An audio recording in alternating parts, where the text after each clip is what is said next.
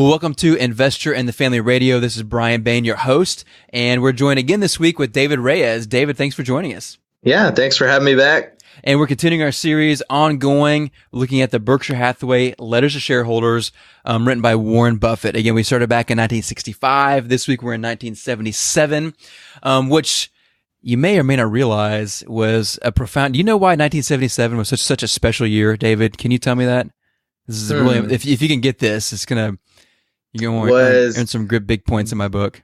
This might have been the year that you graduated high school. Is that right, Brian? Just kidding. Almost. Just kidding. No, is this your birth year, Brian? No, not quite. No. This is see right now. This is one of the problems with podcasting, because we're recording this without a live audience. Because I bet 75% of the audience right now is screaming one thing, and you know what they're screaming? Star Wars. 1977 was the year of Star Wars. A New Hope was released. Star Wars Episode 4 was released in 1977, and the world has never been the same. The movie that defined my growing up came out in 77. So here's we are. Wow. That's where we are right now. Perspective. I can't speak as much into that as you can, but I would imagine that a lot of people can. So I will leave no comment, because I don't feel like any of my comments will be taken too well by Star Wars fans, probably. Well, because you didn't have the privilege of growing up watching That's great right. Star Wars movies. I didn't. Yeah, it was way before my time, and I didn't get into it. So Han Solo and Indiana Jones, man. Harrison Ford. One day I'll get into it and just dive right into it, but haven't made the plunge yet. Okay, this is problematic. So have you not seen it, or you just don't like it? The original Star Wars movies. I have not seen any Star Wars movies. Any? Not one? Not even the terrible ones that were made in your lifetime? No. Wow. And I think what it was, and I have this conversation with a lot of people, and it's like, when they find out that I haven't seen any Star Wars, it's like I just ripped their heart out or something, or it's like I did something just morbid in front of them. But I think it was what it was.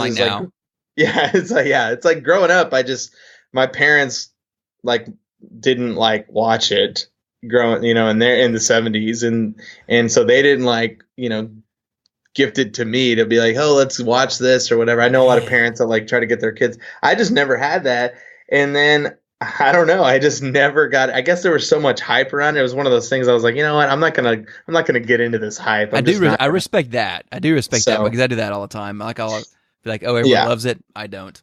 Exactly. And so it was one of those things. And then now I just feel like I'm just so far behind that I'm getting in would just be such a feat to just understand what's going on. Here's the thing, man. You're being given a gift, because in your lifetime, a lot of bad Star Wars movies were made. Okay. In my lifetime, a lot of the first early part of my lifetime. So here's the thing: episodes 4, 5, and 6, the first two that came out, are just fantastic. 77, 80, and 83. Then you can skip all the ones made was it 98, whatever, the three that were made in the late 90s, early 2000s, pretty much skip those. And then recently, the one that came out, Rogue One, that one was really good. So episodes 4, 5, and 6, and then Rogue One that came out 2 years ago are fantastic. The new trilogy, I can't say yet. It's TBD for me. So anyway, work with that, and then that'll get you in a good spot. Well, good. That'll work. Maybe we can do a podcast solely on our after we watch Star Wars thing. We'll do a side Star Wars investing podcast.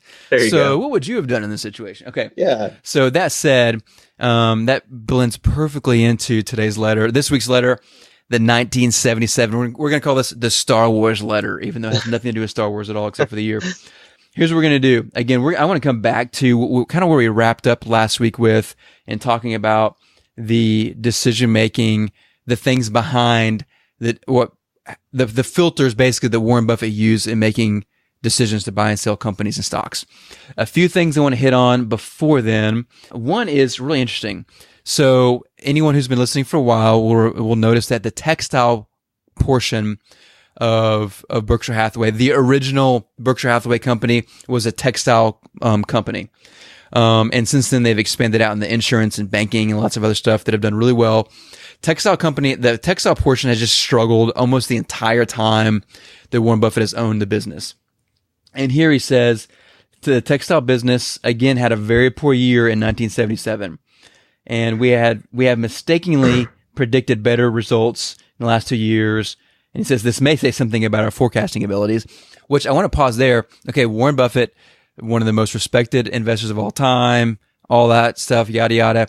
He says this may say something about our forecasting abilities. Basically, he said, hey, we keep thinking that the textile company is going to do better, and it's not. Okay, Buffett's human. No one knows the future. Our job as investors is basically trying to predict the future, and no one can do that perfectly well. And the more specifically we try to predict the future, the greater likelihood we have to fail.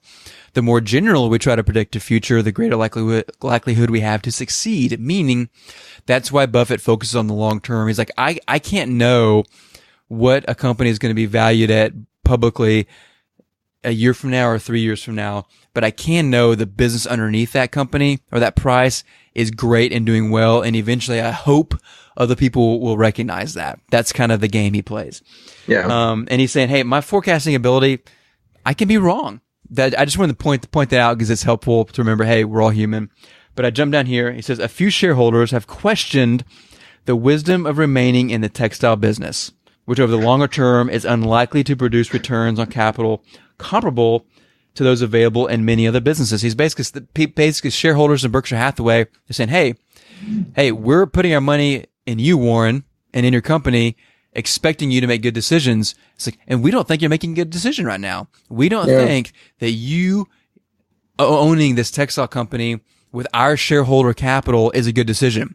We think you can make more money putting this money to use elsewhere. So basically selling, getting rid of the textile company, taking that money and invest it somewhere else, you can make a lot more money. And so here you go. Warren Buffett, here we as investors are talking about how great Warren Buffett is as an investor and how he makes decisions to invest in other companies. But here, people who are investing in Warren Buffett are saying, hey, time out. We don't think you're making a good decision right here. Pretty interesting, huh?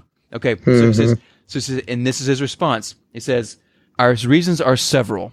Let me pull my notes over here so I can read a little bit better. And I love this because it's kind of a human factor, which I really appreciate. It says, our mills in both New Bedford and Manchester are among the largest employers in each town, utilizing a labor force of high average age possessing relatively non-transferable skills. Our workers and unions have exhibited unusual understanding. And he goes on and talks about the people. He says basically, hey, we employ a ton of people, and if we close down, these people can't find jobs somewhere else. I got a lot of respect for that. 2, management also has been energetic and straightforward. Basically, then he talks about management has been really great to work with. They've been really transparent. They're making good decisions. Then the third thing, with hard work and some imagination regarding manufacturing and marketing configurations, it seems reasonable that at least modest profits in the textile division can be achieved in the future. So he's basically saying, hey, you know what? You're right. We could make more money somewhere else. And you're right. We don't expect amazing returns from the textile business, but we do think it can be profitable. And there are a lot of lives at stake in this company, jobs at stake in this company, lives at stake in this company. And we don't take that lightly. I got a lot of respect for that.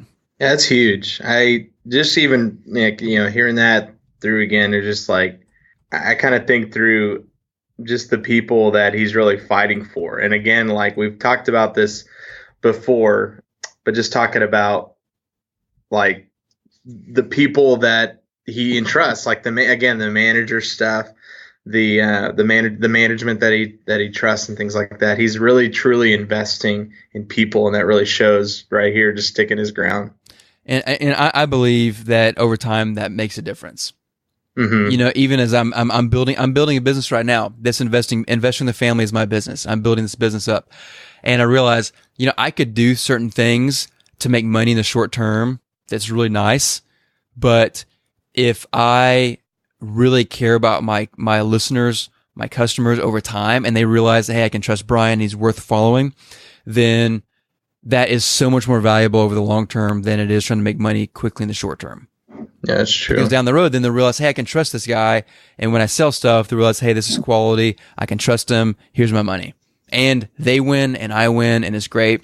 And you see kind of dynamics of that here with Buffett. So don't need to spend a lot of time there, but I wanted to bring that up because I really respected that and appreciate that.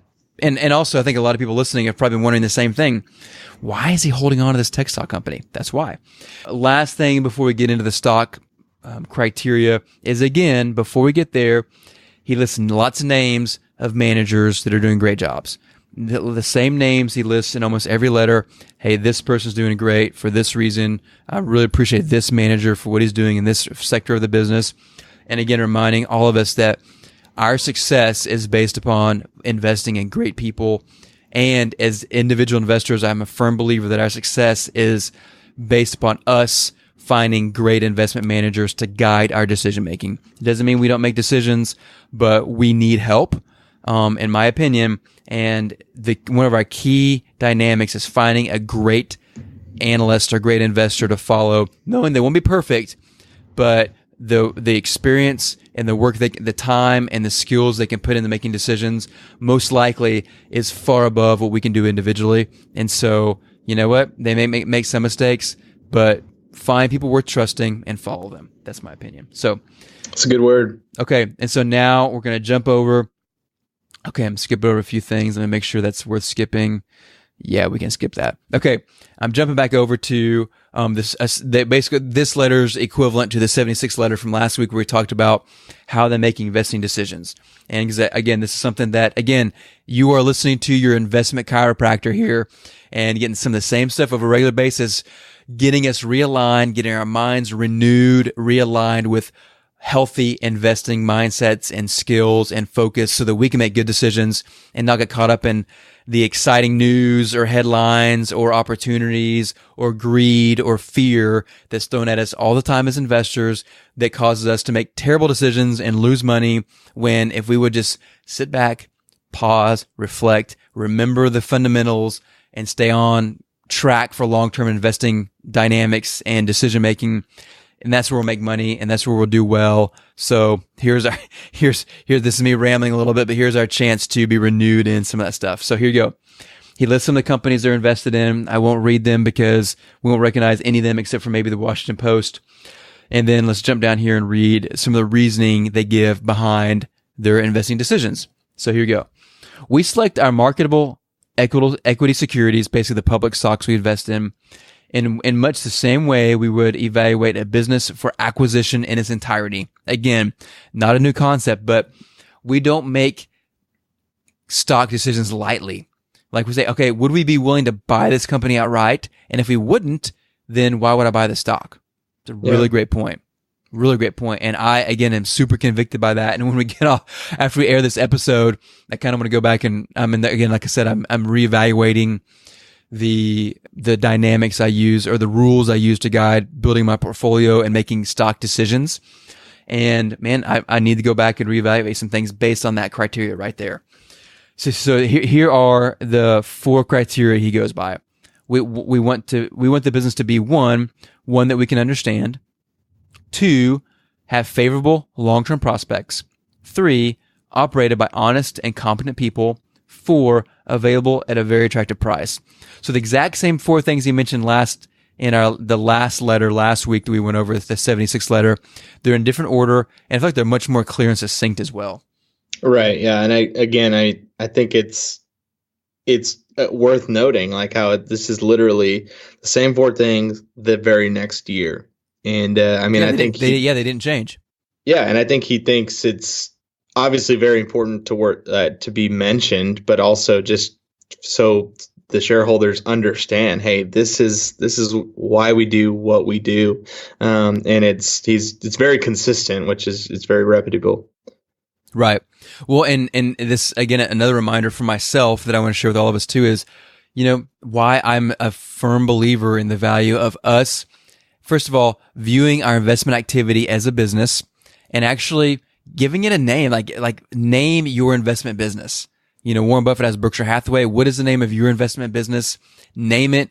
Man, get online and spend $10 and buy some business cards. And you may not give them to anyone, but just make it real for yourself. Like buy the URL, spend $15 and just make it real. And then write an annual letter and maybe to yourself talking about the last year and how your investment business went, decisions you made, what went well, what went bad, what you want to do differently moving forward, and maybe you can do quarterly reports. And honestly, I don't do that, but I'm going to start here. I'm saying it right here. I'm going to start doing it. I'm making a note right now to start doing that. We'll be looking for it.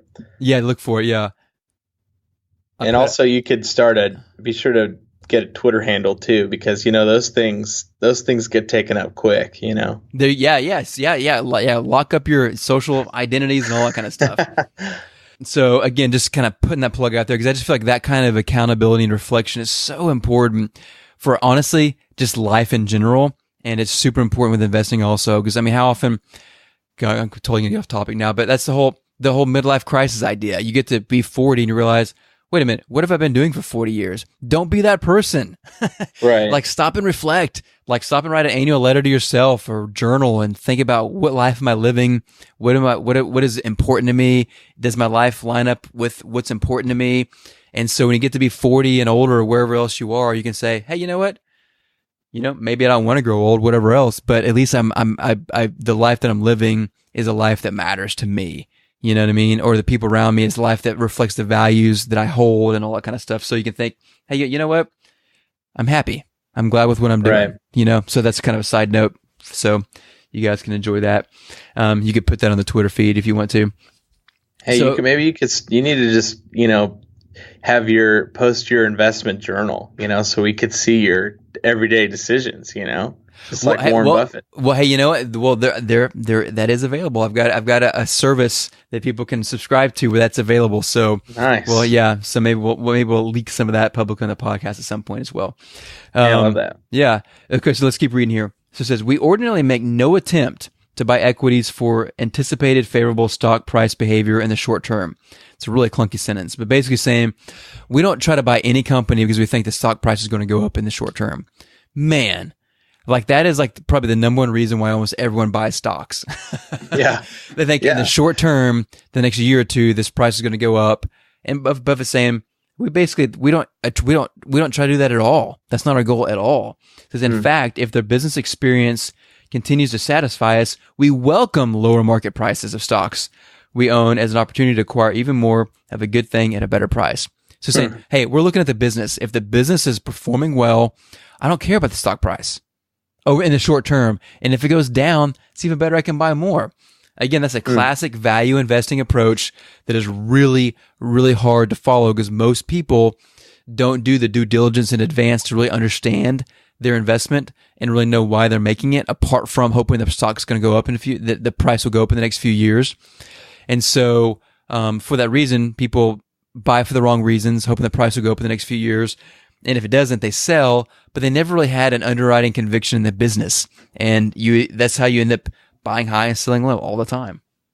And I think you've mentioned before, kind of like, obviously we've talked about like there's a lot of research that goes into a lot of these things, but you've shared, I know before, there's companies and stuff that research a lot of this stuff for you, that you can just purchase research and just kind of look through some things. I think you've mentioned that before. Is that? It's a huge industry. I mean, huge industry. And at least for like individual investors is buying research like that. Well, it's true for professional investors as well. It's usually a different type of research that's being purchased, but still. And that's the thing is, one of the things that makes it difficult is there's so much out there. There are so many people saying, hey, like I'm great at investing. I've found all these great companies in the past and made all this money. Now, if you pay me, I'll share my new picks with you that are poised to do really great also. And the thing is, it's like, how do you know? Because everyone's marketing, everyone's a salesman. And this is a struggle that I have with my company because I offer stuff like that. I have a kind of unique twist on it. Because usually I'm not offering my specific research, but I'm offering like a bigger pool of research that people that I hire to work for me. And I sell that. But the challenge is, how do you build the trust? Because how do I build trust in customers saying, hey, I want to trust the research that Brian's sharing, and then vice versa. As a customer, how do I know who I can trust? Because everyone sounds great.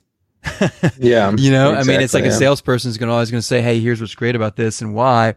And you think, well, and then you buy some things. And then if you really follow quality investing dynamics like we're describing today, well, in a lot of cases, you really shouldn't be able to determine who's great until after a few years. And then you spent hundreds of dollars or thousands of dollars a year for several years waiting for, is this a great opportunity or not? And so, that's where, people who can share a healthy track record can be helpful.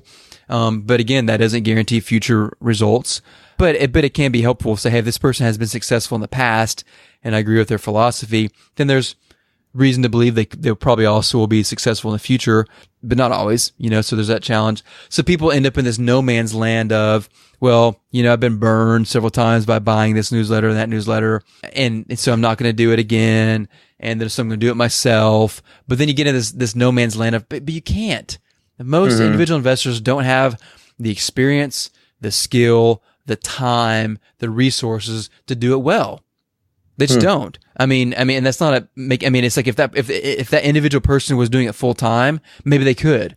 But as a part-time gig, it is really, really hard to do. And so usually what ends up happening is people spend a little bit of time each day or each week reading a little bit here, then you end up making low conviction decisions, hoping the price is going to go up in the short term, then it doesn't, and then you sell, and then 2 years later, you're like, why did I sell? That price, the company just doubled. If I would have held on, it would have gone up. And that's usually, so you end up in this doom loop, in this no man's land of doom loop decisions and no man's land of not really going anywhere, when in reality, and also that thing of like, well, let me buy this. I don't want to spend $1,000 on a newsletter, but I'll spend $200. And saying that, I know amazing newsletters for $200 out there. Great stuff. But in a lot of cases, you get what you pay for too. It's like, well, I don't want to spend $1,000 because that's really hard. And some people just can't do that. And that's fine. I respect that. But in a lot of cases, you get what you pay for. But then again, sometimes you don't. Sometimes you spend $2,000 for a letter and you're like, oh my gosh, I just made a huge mistake.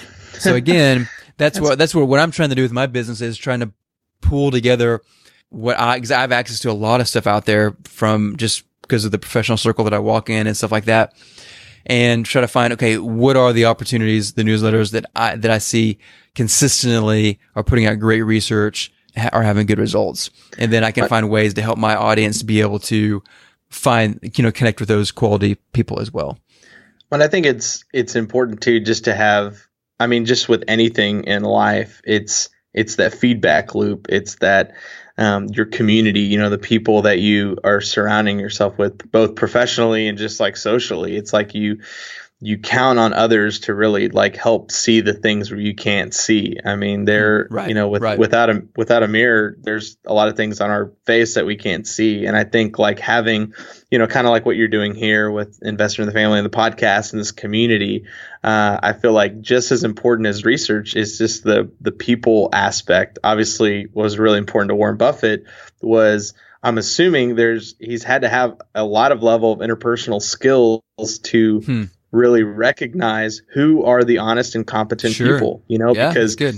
I feel like you have to do so a lot relationally, things like that, and with a lot of communication. And so I feel like those are a lot of important aspects of the investment world, I guess, is just good communication. Absolutely. Well, and yes, yeah, you got to be able to, of course, Warren Buffett in most cases has the opportunity to be able to actually talk to management and ask them questions because he's a big Warren deal. Buffett. Yeah. Whereas, in a lot of cases, we can't do that, but there's things we can do. We can listen to earnings calls. We can presentations. And, again, if you're a person of character and integrity, a lot of times if you listen to the way someone answers questions, how they ask questions, what they talk about, you can start, doesn't mean you won't make mistakes, but you can start to discern, hey, this person seems to handle things in a way with, like they treat people with respect. They handle things with integrity and character. And you can kind of start picking up stuff like that. But if you're not a person who lives by those things and you're trying to kind of judge them, it can be difficult. So, yeah. One other thing I want to point out here before we wrap up for today is he mentions, again, the idea of, where does he say here? Basically, again, the fact that they have, when prices are appropriate, we are willing to take very large positions in selected companies Okay, yeah. So basically, talking about the idea of the fact that, like we mentioned last week, they have really a small portfolio of public companies, about 9 or 10 companies. And the point being is, hey, we're going to invest in great companies, and we're not going to worry about trying to diversify super broadly, because we just want to invest in great companies as we find them, which is, I think, is, it's helpful. When you're willing to do the research, you can concentrate your portfolio even more so, like he does, and have greater conviction in those opportunities because you've done the due diligence and the research to do so. Versus, most individual investors aren't able to spend that time, and so you usually spread your investments out over more opportunities because you just aren't able to do the level of in-depth, due diligence to have high enough conviction to really concentrate your money in one area. Yeah, it's a lot of time. I mean, it really is like having to balance. I feel like like you said before, just your time and all your resources, and you're having to balance everything when investing. And I think you always go back to just talking about your investment, treating your business and treating your family like your business, and running, your household. You have to balance your time, your energy, and things like that you're spending, and make sure it's done well, and make sure that you can, at the end of the day, hold yourself accountable to all of that. And I will say you're right, but I will put a qualifier on the timepiece, because that's probably the number one, not critiques, but complaints of investors is I don't have enough time. And believe me, I totally understand that. But there is totally a dynamic too of working harder, like working smarter versus working harder, just working harder. I think a lot of investors just keep spinning wheels and they're not working smarter. Like you're not leveraging your time very well. And like I said, that being the case, probably one of the best ways someone can spend their time is finding great managers to invest in. Yeah. And then let that person spend all the extra time doing the extra due diligence, and then you can follow up their work and do some due diligence. But, for example, if you're trying to find a great company on your own, you could have to research dozens of companies before you find a great opportunity, versus if you have, a manager that you respect. You may not do everything they say, but okay, you've shrunk the pool of companies for you to research from dozens to like 3 or 4. Does that make sense? Yeah. So maybe you have time to research 3 or 4, knowing they've already been vetted by someone you respect. Then you can double vet them yourself. Then every company going into your portfolio has been double vetted by a great professional investor and yourself before it makes it in. I mean, that by itself is a huge filtering tool and a way to work smarter and not necessarily just working harder. Yeah, that's true. So, okay, well, let's wrap up that. We'll wrap up there for today, because I think that's a good note to end on. And the main thing I wanted to focus on for this week was, again, those 4 criteria from Buffett. So again, David, well done, sir. Hey, thanks. I finally feel like I have my questions answered. Why does Buffett it took feel weeks. Like it took weeks? No, but that's weeks. Good. I really like these past couple letters, just him explaining that. I think that's really helpful for me. Awesome. Well, everyone, again, thanks for joining us on the show. You can always find more at investorinthefamily.com, and we'll see you next week. The information and opinions contained on this podcast are for educational purposes only. The information does not consider the economic status or risk profile of any specific person. The information and opinions expressed should not be construed as investment trading advice and does not constitute an offer or an invitation to make an offer to buy and sell securities.